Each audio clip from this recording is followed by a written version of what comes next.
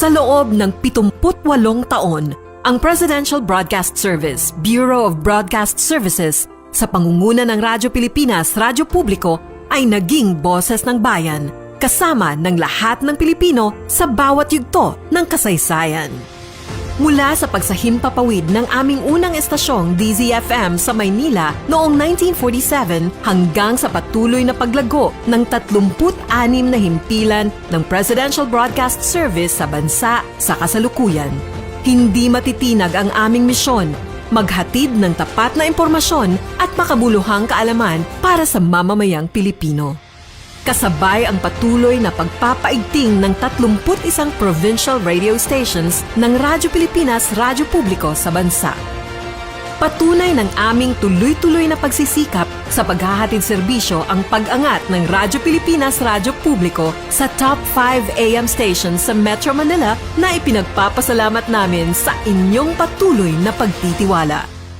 Hindi lang sa balita at musika kinikilala ang ating himpilan. Mula pa noong 1986, ang RP2 Sports Radio ang tanging sports broadcast institution ng bansa. Hatid ang sports for all para sa bawat Pilipino saan mang dako ng mundo. Bukod dito, ang Radyo Magazine 1278 kHz na nagsisilbing general information station na nagsusulong ng edukasyon, kultura, turismo, kapaligiran at mga programang handog ng pamahalaan para sa sambayanan. Pinarangalan ng Commission on Filipinos Overseas ang PBS-BBS sa pangunguna ng RP World Service sa natatangin nitong kontribusyon sa paghahatid ng serbisyo at impormasyon para sa ating mga OFW at kababayang Pilipino saan mang sulok ng mundo. Mula sa Luzon hanggang sa Visayas at Mindanao, maging sa iba't ibang panig ng mundo, kasama ninyo kami. Sa gitna ng lumalawak na hamon ng digitalization, patuloy na kinikilala ang Radyo Pilipinas, Radyo Publiko bilang isa sa mga pinagkakatiwalaang tagapagpalaganap ng impormasyon. Sa digital space, halos 1.2 milyon na ang taga-subaybay ng Radyo Pilipinas, Radyo Publiko Facebook page. Sa pandaigdigang entablado, pinarangalan ang Radyo Pilipinas sa kategorya ng government streaming sa Asia Pacific Broadcasting Awards. Patunay ng aming walang sawang pagsusulong ng makabagong pamamaraan upang maipahatid ang mas mabilis, mas mahusay at mas malawak na serbisyo para sa bawat Pilipino. Kasabay nito, mas pinatatag ng Presidential Broadcast Service ang FM group nito sa paglulunsad nitong Pebrero 14, 2025 ng pangmasang FM station na nakilala bilang 87.5 Republika ni Juan, Music for Everyone. Pinasimulan din ang pangmalakasang hybrid AM-FM broadcast ng 104.3 The Capital na mula sa pinagsanib na programa ng PBS flagship station 738 kHz, Radyo Pilipinas, Radyo Publiko at 104.3 The Capital. 78 taon ng serbisyo publiko at sa mga susunod pang kabanata, asahan ninyo kaming patuloy na maghahatid ng tapat at makabuluhang serbisyo para sa sambayanang Pilipino. Happy anniversary, PBS! Radyo Pilipinas, Radyo Publiko.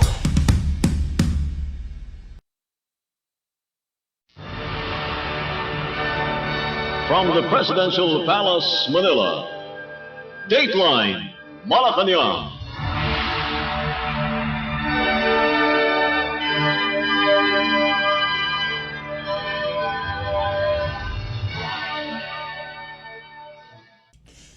Good day.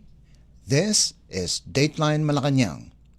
Philippine President Ferdinand R. Marcos Jr. on Thursday marked the 108th birth anniversary of his father and namesake, the late former President Ferdinand E. Marcos Sr., by urging Filipinos to live lives defined by service, sacrifice, and the defense of national dignity, which he described as the truest measure of honoring his father's memory.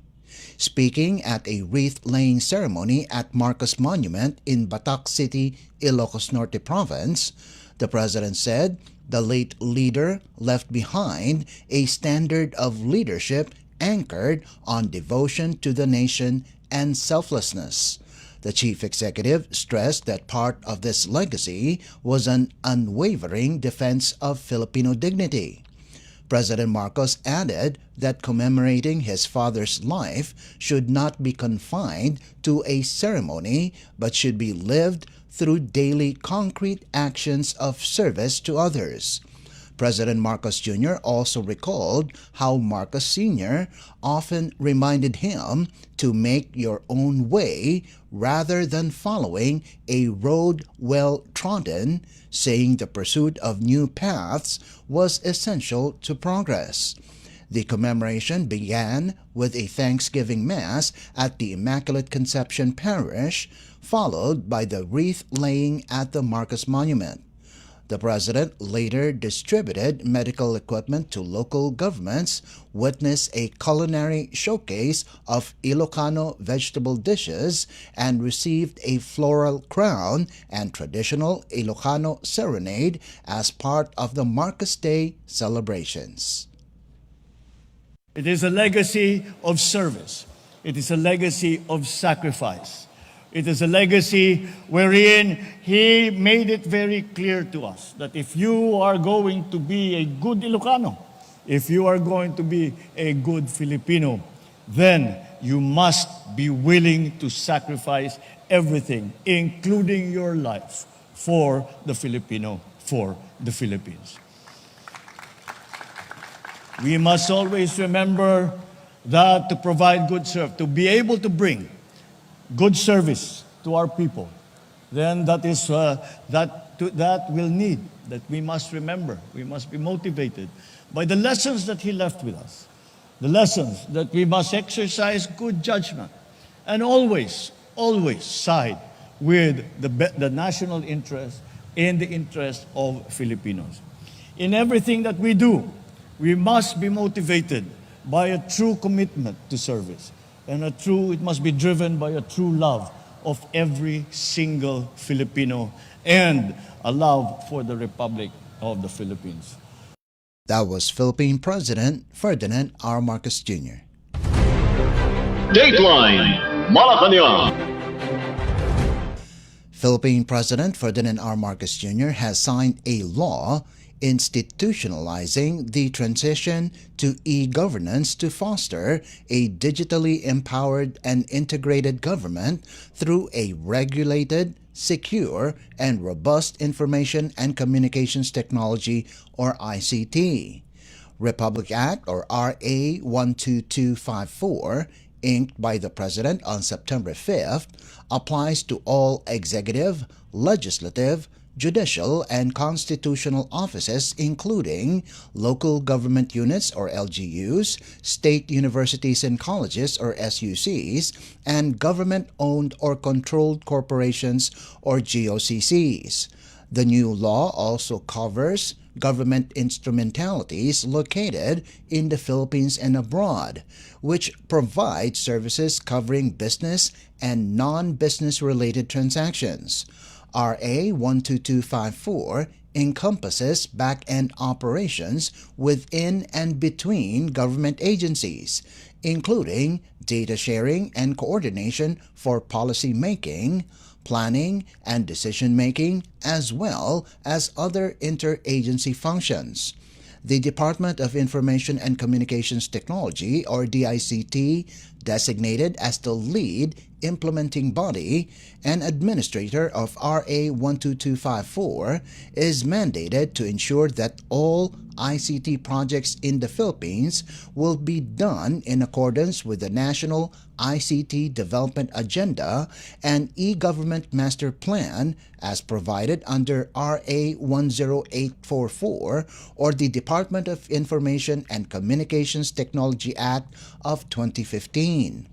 The law directs DICT to ensure that all ICT projects in the Philippines, whether national or local, are harmonized with the overall ICT plans and in compliance with applicable standards.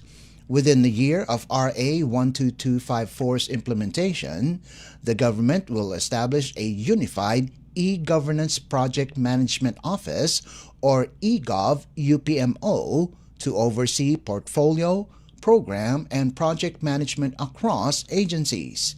The eGov UPMO is tasked to ensure effective handling of ICT projects in line with international best practices and standards. Under RA 12254, the DICT will formulate and promote an e-government master plan, or EGMP, or its equivalent, that will serve as a blueprint for the development and enhancement of all electronic government service processes and workforce to achieve digital transformation in the bureaucracy, taking into consideration the Philippine Development Plan. The DICT, in coordination with relevant government agencies, will also develop e-government programs, or EGPs, that will be regularly updated in consultation with stakeholders.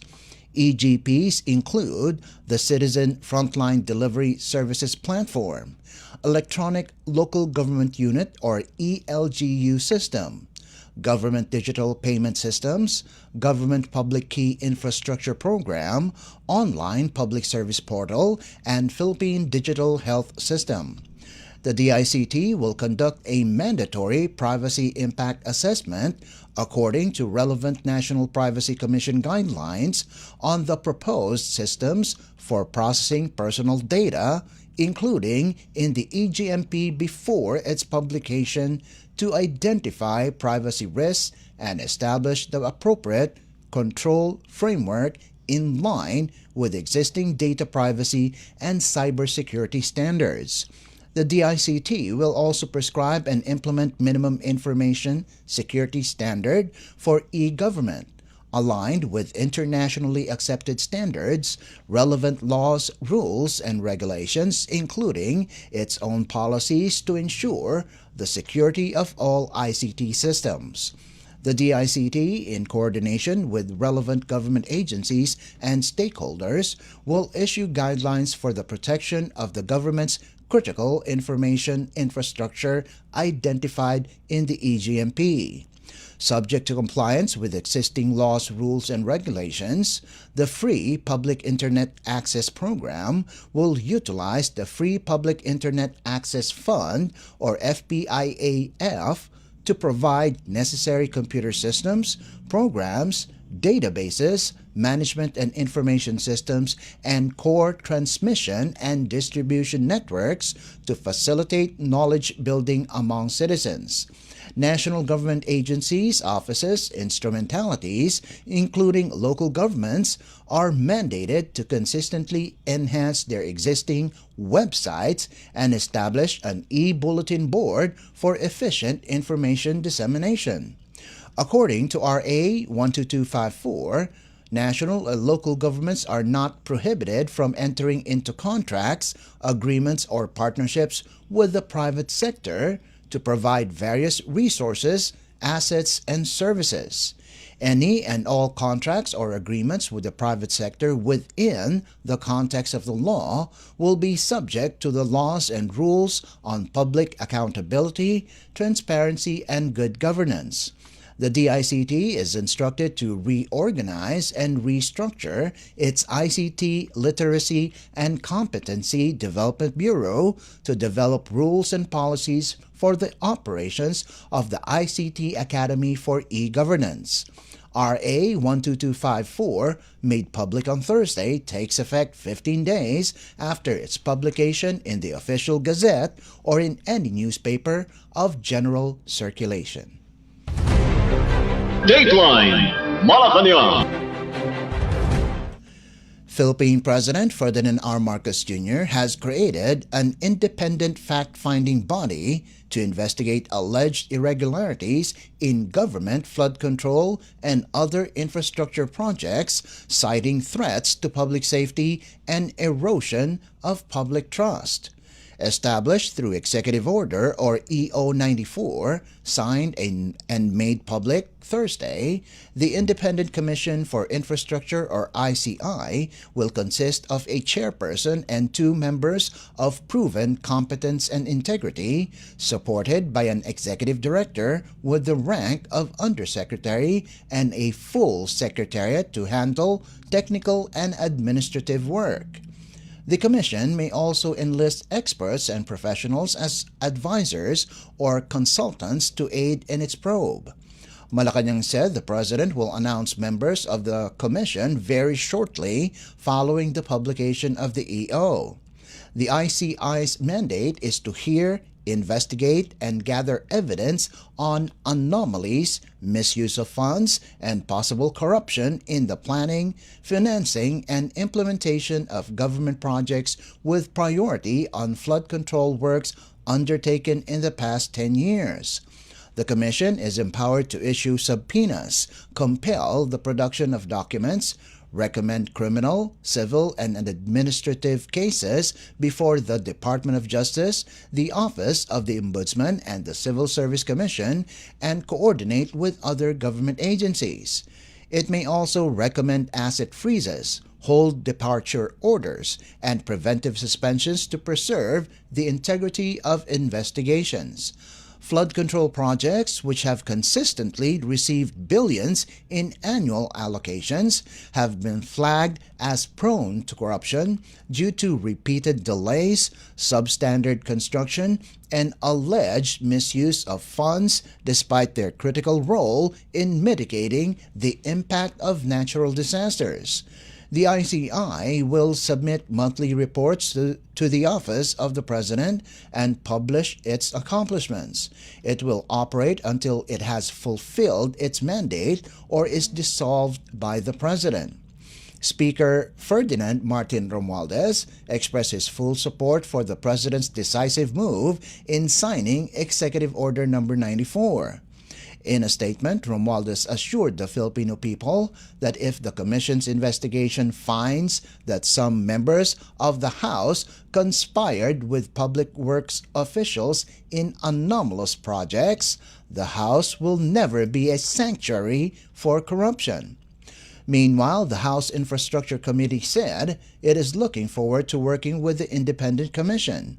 In a separate statement, panel co-chair, Bicol Saro Party List Representative Terry Ridon said, the House Infrastructure Committee supports the creation of the Independent Commission on Infrastructure. Ridon added that the committee looks forward to working with the ICI on the investigation of various anomalous infrastructure projects, particularly ghost and substandard flood control projects, which are currently the subject of the Infracom's inquiry. Dateline Malacañang. In other news Thursday, Interior and Local Government Secretary John Vic Remulla assured the public that the Philippine National Police or PNP is prepared to handle looming protest rallies in relation to anomalous flood control projects. In an interview during the launch of the Unified 911 Systems in Manila, Remulla said, the Department of the Interior and Local Government or DILG and the PNP already held meetings and command conferences in case such protests push through. He said security forces are ready to manage possible protest actions to safeguard the public while respecting the constitutional right to peaceful assembly. Remulla said their directive to the police is to be present, patient, and to practice maximum tolerance while respecting the sentiments of the people. Remulla stressed that the government will not block demonstrations as long as they remain peaceful, noting that suppressing public expression could aggravate tensions. PNP Acting Chief Lieutenant General Jose Melencio Nartates Jr. likewise assured that the police have readied contingency and security plans nationwide, adding that they are closely monitoring developments. He said that coordination between different units is in place to ensure the mass actions will not escalate into violence. while authorities acknowledged concerns over unrest similar to protests in Indonesia and Nepal. Remulla expressed confidence that demonstrations would be held peacefully. Dateline Malacañang. National Security Advisor or NSA Eduardo Año on Thursday described as patently illegal China's plan to create a nature reserve at Bajo de Masinloc in the West Philippine Sea. In a statement, Año said it is patently illegal as it violates the United Nations Convention on the Law of the Sea, or UNCLOS, the final and binding 2016 arbitral award, and the 2022 Declaration on the Conduct of Parties. He added that China's plan is not meant to protect the environment, but more of justify Beijing's control over Bajo de Masinloc, a maritime feature that is part of Philippine territory and lies within the country's exclusive economic zone. The Philippine government, through the Department of Foreign Affairs or DFA, has strongly protested China's plan, pointed out that only Manila can put up a marine protected area in Bajo de Masinloc, which is also called Scarborough Shoal. In a separate statement Thursday, the DFA said it will issue a formal diplomatic protest against China's plan, a move that Año said has the full support of the NSC. The Chinese government announced on Wednesday its State Council's approval of the Chinese Ministry of Natural Resources request to establish the reserve in Bajo de Masinloc, which it plans to call the Huangyan Dao National Nature Reserve. Dateline Malacañang. The Reciprocal Access Agreement, or RAA, between the Philippines and Japan entered into force on Thursday, highlighting the robust strategic partnership between the two countries. In a statement, the Department of National Defense, or DND, said the entry into force of the RAA between the Philippines and Japan carries forward robust strategic partnership, validating the strength of people-to-people ties, shared values and international principles, and common purpose for the security and stability of the region. The RAA facilitates greater military cooperation between the two nations by streamlining procedures for the deployment of forces in each other's territories for joint training and disaster response operations. It reiterated that the RAA will support its efforts to provide the much-needed leverage for the advancement of the Philippines' national interests. The agreement was signed in Manila on July 8, 2024, ratified by President Ferdinand R. Marcos Jr. on November 5, 2024, and by the Philippine Senate on December 16, 2024. The Japanese Diet approved the RAA on June 6, 2025. Dateline Malacañang. In other news, the Philippines Department of Migrant Workers, or DMW, together with law enforcement agencies, rescued 13 human trafficking victims and arrested 4 suspected illegal recruiters in a joint anti-trafficking operation in Palawan Province on Wednesday. In a news release Wednesday evening, the agency said the suspects identified as Rajib Ibrahim Dedik, Romard Amalia Francisco, Ramel Aligno Acohedo, and Ferraida Rosario allegedly enticed Filipino workers with fake offers as customer service representatives or CSRs and spammers in Cambodia, Myanmar, and Thailand. Applicants were promised a monthly salary ranging from $800 to $1,000. However, it was discovered that the victims were intended to be deployed to crypto scam hubs in Southeast Asia. Migrant Workers Secretary Hans Leo vowed to go against illegal recruiters and human traffickers victimizing Filipinos aiming to work abroad to be able to support their families. Kakdak said they will not stop fighting illegal recruiters and human trafficking syndicates who deceive our compatriots who only want to work abroad for the better future of their families. The DMW said the arrested suspects will be charged with syndicated and large-scale illegal recruitment and promoting trafficking in persons. The DMW's Migrant Workers Protection Bureau, or MWPB, meanwhile, called on other victims to reach out to them through its official Facebook page to avail of free legal assistance. Dateline Malacañang. And finally, the Philippine National Police, or PNP, has laid security plans for possible demonstrations of groups in the country in the coming days. National Capital Region Police Office, or NCRPO spokesperson Major Hazel Asilo said it has already deployed a civil disturbance management team around the Epifanio de los Santos Avenue, or EDSA Shrine in Quezon City. Asilo said they have mobilized 60 personnel on the ground as crowd control.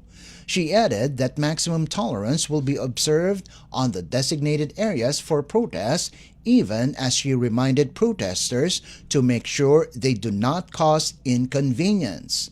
The NCRPO assured the public that police officers are fully prepared to maintain peace, order, and security amid the ongoing and upcoming protest actions across the region.